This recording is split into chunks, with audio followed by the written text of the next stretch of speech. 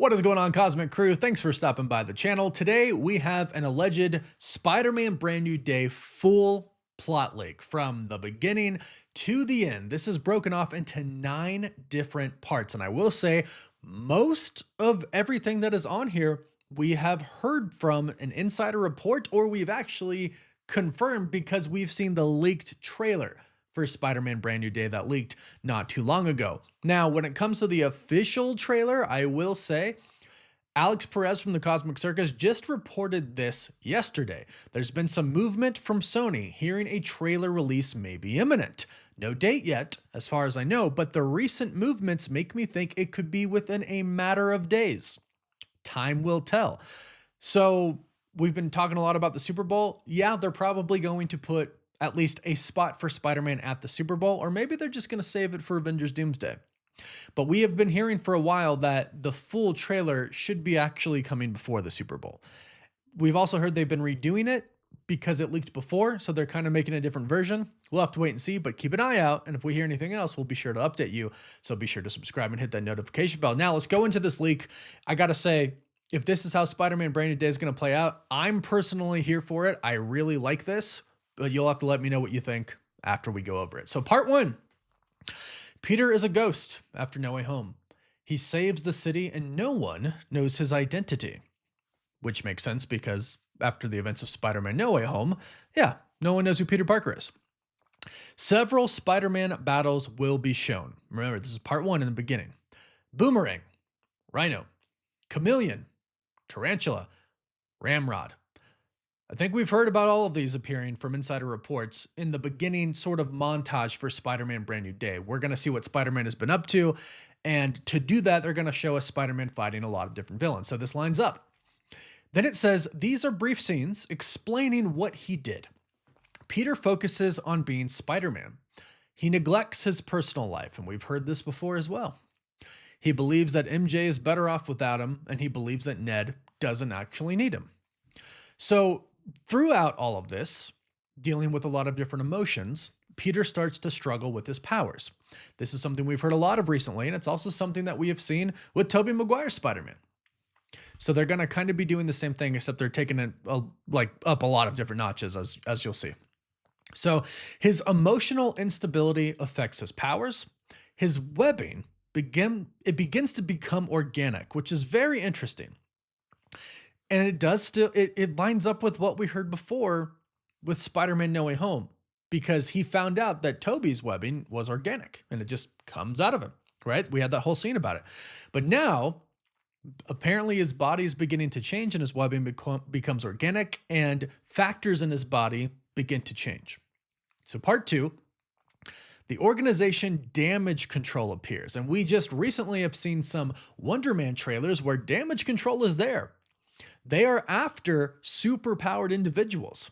They made that very clear with the Wonder Man trailer. They're going to make it very clear here as well. They are after people with superpowers, and that comes in more in just a bit. So Damage Control appears, and the government wants to control mutants. We're about to go into the mutant saga. We're really only 3 movies away. Spider-Man Brand New Day, Avengers Doomsday, Avengers Secret Wars, in which Doomsday we get obviously the mutants, the old ones, Fox ones coming back. But in the new mutant saga, after Secret Wars, we're going to begin with this, and it seems like Marvel's setting up a lot here with Wonder Man and Spider-Man. They believe Spider-Man should be controlled. Department of Damage Control believes Spider-Man should be controlled, which makes sense. Sadie Sink plays Jean Grey. Now, this is something we've been hearing a lot of lately. Hasn't been confirmed, but it does seem very likely at this point in time, based on what a lot of the insiders have said. Jean is pursued by Damage Control, and Damage Control discovers that she is a mutant, so they want her.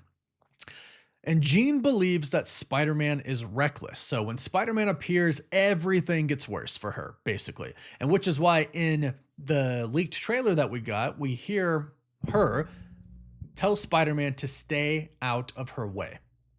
And then she says, or it won't just be your friends who forget Peter Parker. So she clearly knows what's up. And that line makes me believe that she has some type of psychic abilities to make other people forget, pointing to her being Jean Grey. Just saying. So Spider-Man appears and everything gets worse for Jean, but Jean knows that damage control is after Spider-Man, so she wants Spider-Man to stay away from her because she doesn't want damage control to find her. Makes total sense. The Punisher and Jean work together, and I love this, and we've heard a lot about this at this point in time. It's basically confirmed to be true. It says they both want to expose damage control, and from what we've heard about damage control, they are basically torturing people. The government has kind of given them the ability to do what they want because the government is afraid of superpowered individuals. So they capture them and they experiment on them and they torture them. So the Punisher exposing them makes a lot of sense. Him wanting to expose them, and same with Jean. If she's a mutant, it makes sense, right? And the Punisher protects Jean. That's what it says for the end of part 2. So part 3, Tombstone is the true villain. He wants to destabilize the city. Tombstone finances the group The Hand, that's basically confirmed to be in the movie. And it continues and it says The Hand is made up of ninjas wearing red suits. We have seen that in the leaked teaser trailer for Spider-Man Brand New Day. This part is confirmed.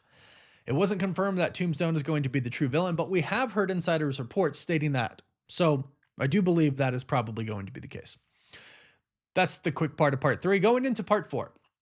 Damage control is transporting Scorpion. The Hand attacks damage control. The objective is to free Scorpion, but Spider-Man tries to stop them. Here, Punisher helps Spider-Man. The convoy arrives at the prison. Right at the entrance, the convoy crashes. After the crash, the prisoner escapes.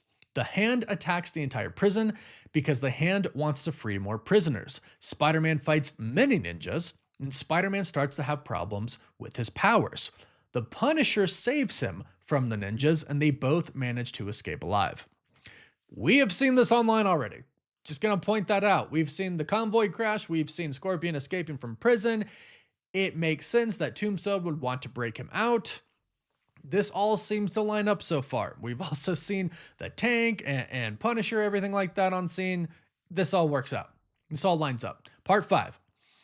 Peter's powers continue to worsen. That's pretty much going to be like the main thing of this movie, it sounds like. That Peter's really struggling. He's struggling kind of with everything, his emotions and everything, being alone now, no more Aunt May, no more Tony Stark, Ned, everybody happy's gone, MJ's gone. So he's struggling, and that makes his powers worse. His powers become increasingly unstable, and Peter's body undergoes a metamorphosis, and Peter ends up inside a cocoon. We've heard a lot of insiders talk about this, and it did seem like we saw something like this happen inside or in the Spider-Man Brand New Day leak trailer. He does kind of go almost to like a coma-like state, and that's probably the metamorphosis, the cocoon that people have been talking about. And it says it's a web-like cocoon like the comics that's all generated by Peter's emotions. And the film touches on themes such as loneliness, stress, and anxiety. This affects Peter Parker, and Peter seeks help from an Avenger, Professor Bruce Banner. And Bruce Banner tells him that he will create a serum. Now, keep in mind, Peter knows who Bruce Banner is, obviously, and that he's the Hulk. Everybody should know that. And him being a professor makes a ton of sense. Banner doesn't know who Peter Parker is, but he does know who Spider-Man is. Keep that in mind, right? No one forgot who Spider-Man was. And we even learned that at the end of No Way Home as J. Jonah Jameson, was talking about Spider-Man and saying that, they don't know his identity. He should reveal himself. So everyone still knows who Spider-Man is. So Bruce should know Spider-Man's a good guy. He fought with the Avengers in Infinity War and Endgame, right? And he was a buddy of Tony's, Iron Man's.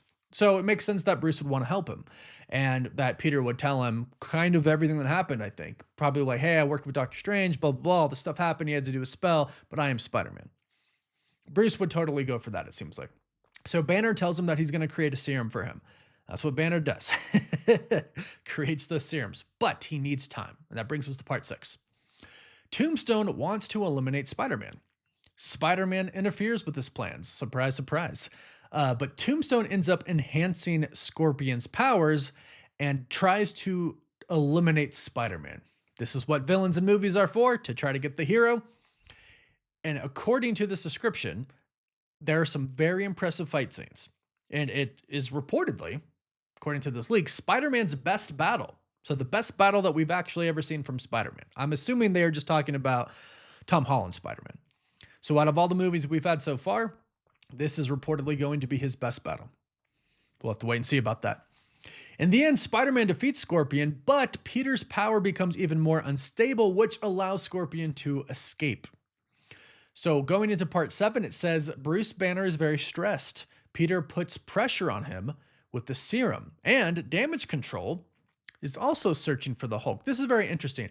When they say searching for the Hulk, I think they probably mean something along the lines of, because they know it's Bruce Banner, right? So it's like how, if he's a professor, you just go to where he teaches. But I think it's more along the lines of they are waiting for the Hulk to come out so that they can then jump on him and say, Bruce Banner's dangerous, the Hulk's dangerous. Like, we have to grab and take him under our custody and make sure he doesn't do anything. From there, they can experiment and try to probably take his blood and, do more serum and stuff like that. That's what I assume that they would want to do. Or maybe they're portraying the Hulk and Bruce Banner as two different people.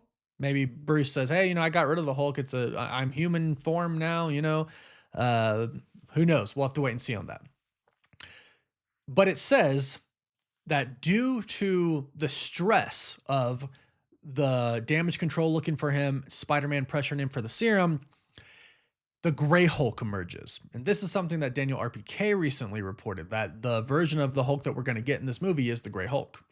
So Gray Hulk emerges and Banner loses control. Gray Hulk begins destroying everything.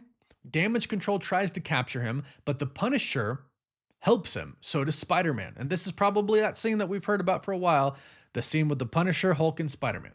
And we've even seen some leaked photos and videos from the set that shows Banner in a stretcher. So that's probably after the battle. And I hope it's not the DODC who takes him. It says Jean appears and calms Banner with her power. Banner regains control over the Hulk, and just then, Peter loses control. And in front of everybody, he transforms into a spider. This is interesting. We've heard a lot about this. We've heard some conflicting reports, like Alex Perez of the Cosmic Circus says Man Spider is not going to be a thing. Perhaps they don't go full Man Spider, but they do some type of metamorphosis here. Maybe he just loses control, but this says he grows additional arms. 2 eyes grow, which is going to be crazy. Basically, he mutates into a spider like in the 90s series. That would be certainly something to see on the screen. We'll have to wait and see.